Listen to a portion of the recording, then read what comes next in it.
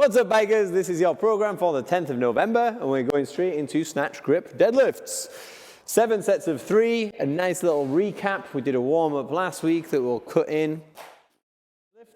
So it's important that you get your heart rate up with 5 minutes or so of steady state cardio, and then we're going to be really engaging some of your upper mid-back, a little bit of flexibility and engagement of your glutes and hamstrings, just so that you're nice and ready for it. So PVC pipe's a really good tool to be moving around before barbell work, so that then you can feel yourself in some positions and just grease the groove, as they say. So during your warm-up, if you just take this position that you're going to be doing in the snatch, so feet slightly turned out, it's important that you think about keeping your shins vertical for the whole of this movement as you're leaning over and the bar ends up just above your knee. You can even bring your knees back further than vertical to get more tension in your hamstrings, and then nipping your shoulder blades together here, not so much on the traps, more upper mid-back and lats. And then from there, engaging your middle, staying nice and tight. You can then, once you feel the position's good and that you're hinging with this good back position, you can start going a little bit faster and just greasing the groove of that movement. Okay. So once you've done a little bit of bending over with the PVC pipe, just to establish that bottom position, you're going to do some kettlebell swings. Although the hold that we're doing is going to be a static hold, we still want to get some power through, start engaging the muscles that we're going to be working in the actual movement of the snatch grip deadlift. So a big hinge today, keeping your face to the kettlebell, hinging through the hip, obviously nice safety through the middle. So you can do sets of 15, but between that, take a press up position, Pat, and just do some scapular movements. So straight arms in a press up position, moving the shoulder blades around, just engaging a little bit of the upper mid back, getting nice and ready for holding this weight. So 2 or 3 rounds of that, and then you should be good to go. In and back on. So nice wide hand position, nice engagement through the upper mid back. Hinge with the knee above the ankle or behind, engaging that, nipping back, good strength through the back and the core, and stand up. We're doing 1 second pause at the bottom. So only 3 means you can go heavier than last week. I want you to test on it. Go heavy, but working within 20% of your heaviest are the working sets. 7 sets of 3, and then moving on to part B. Part B is on the minute every minute for 8 minutes. 5 front squats at the same weight or heavier than last week. If it's your first week, then working within 20% of your max. So we want it to be medium, a testing weight. Have a couple of plates either side, just in case you want to adjust forward or back, so heavier or lighter as you're going, depending on how you're feeling. So it shouldn't be a super grind at the end with the weight. It should just be that you're getting high volume in little time on a position that's going to be testing your core as well as your legs and hips. Then the workout, 7 rounds of 40% of your 2-minute max wall balls, 15 kettlebell swings. So obviously the wall balls, priority is the squat quality, not the depth necessarily. We just want quality, safe back positions, depth that's appropriate. Once you've done 40% of your 2-minute max, you're going to go on to kettlebell swings, 15 of them. These are going to be hingy swings, so not to the top. Okay. And then 7 rounds as quickly as you can, alternating between the 2 movements. It's going to be reasonably quick, but it's going to be very testing. And then we're going to finish with a little bit of core. So we're going to flip over. So the core is going to be bird dogs to start. So we're on all fours, we're alternating. You're going to do sets of 8 to 12, and then you're going to flip over onto the other side. You're going to mimic that movement in a dead bug for about 40 seconds. And then you're going to go around that superset 4 times round. And that's it for day 1. Day 2. Back on presses. 80 to 90% of your 3 rep max to start, or whatever you did last week. So, Pat, hop on. 3 reps of strict press into 5 reps of push press. So Pat's done his 3, and then he's going straight into a nice midline engaging, leg initiated press. Follow some momentum up. This is going to start getting gassy. You'll see the benefits of this the more reps we add in of that push press. And then part B. Oh, fuck. Between each set, 12 ring rows. Totally forgot to say that. Between each set of presses, 8 to 12 ring rows. You can have feet on the ground. It's a nice parallel pull. You can have your feet on the box.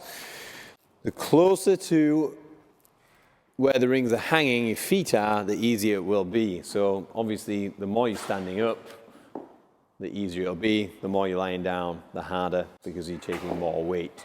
So do something that you can feel, a nice core engagement, a good squeeze. The rings are going to get almost or to your shoulder.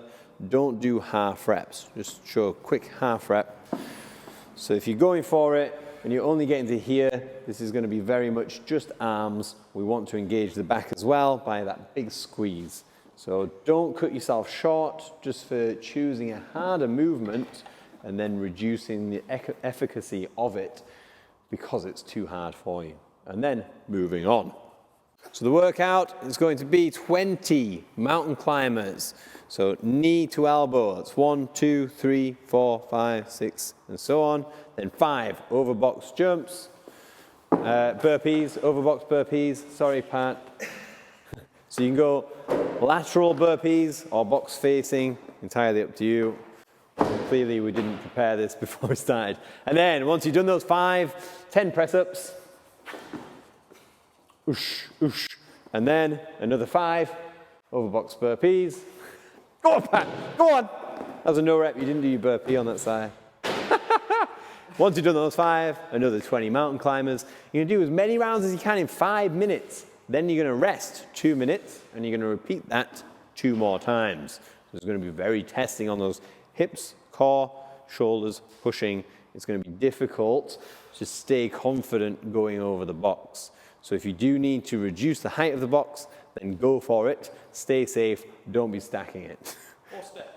Or step, or you can step over. Yeah, you can step over. Final part of today is an L-sit between boxes. You could do it on a ring, or rings, that would be hard on a ring. On 2 rings, you could do it for a little bit of instability, but what we really want is, because your shoulders will be quite fried anyway, from the workout, we want to engage the core a little bit more and just practice this L position. By bringing the feet up, you might find it easier or harder than when we've done it hanging.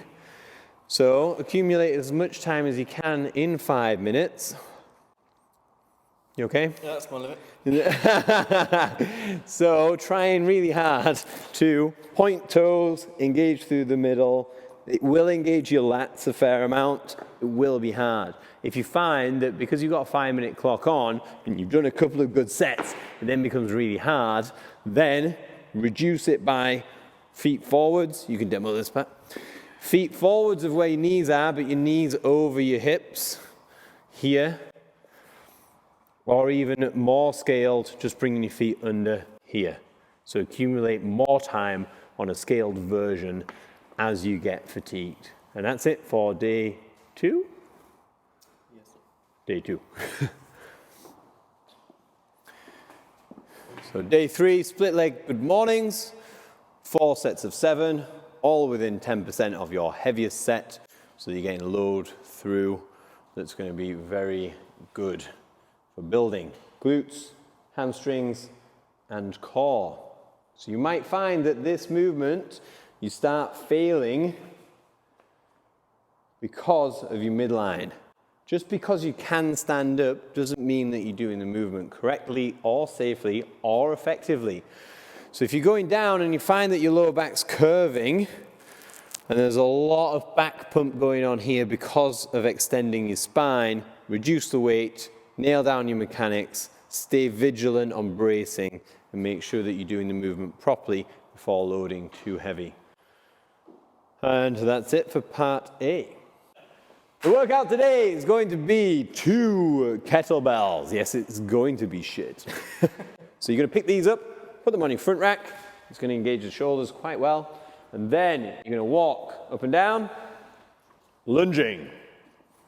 If you don't have a suitable amount of distance to walk, then you can take a step forwards on the left or the right, and then opposite, and then a step back on the other one. And you can do that for every 10-meter equivalent. So you're going to lunge, walk 10 meters, or you're going to do 12 total. So it's 3 rounds of step, step, step, step, 3 times round. I hope that makes sense. Look at the PDF. So once you've done the lunges, you've done your 10 meters, then you're going to hop onto a bar. You're going to do kipping pull-ups. Kipping pull-ups if you have them.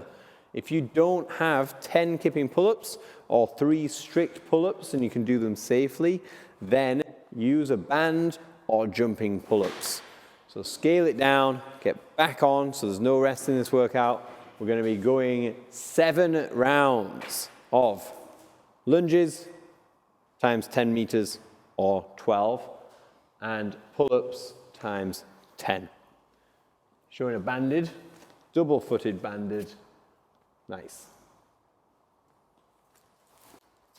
And that's it for the workout on day 3. 4 is nice and simple. We'll get straight on to it. It's row for 2 minutes, then come off and do 2 minutes mobility if you're recovering, or you can do 5 sets of 1,000 meters with 2.5 minutes in between each effort. And that's it for this week. So as always, if you've got any questions, send them over. We'll happily reply. We'll try and get there reasonably quickly nowadays because Pat's helping as well. So until next week, happy riding, happy gymming.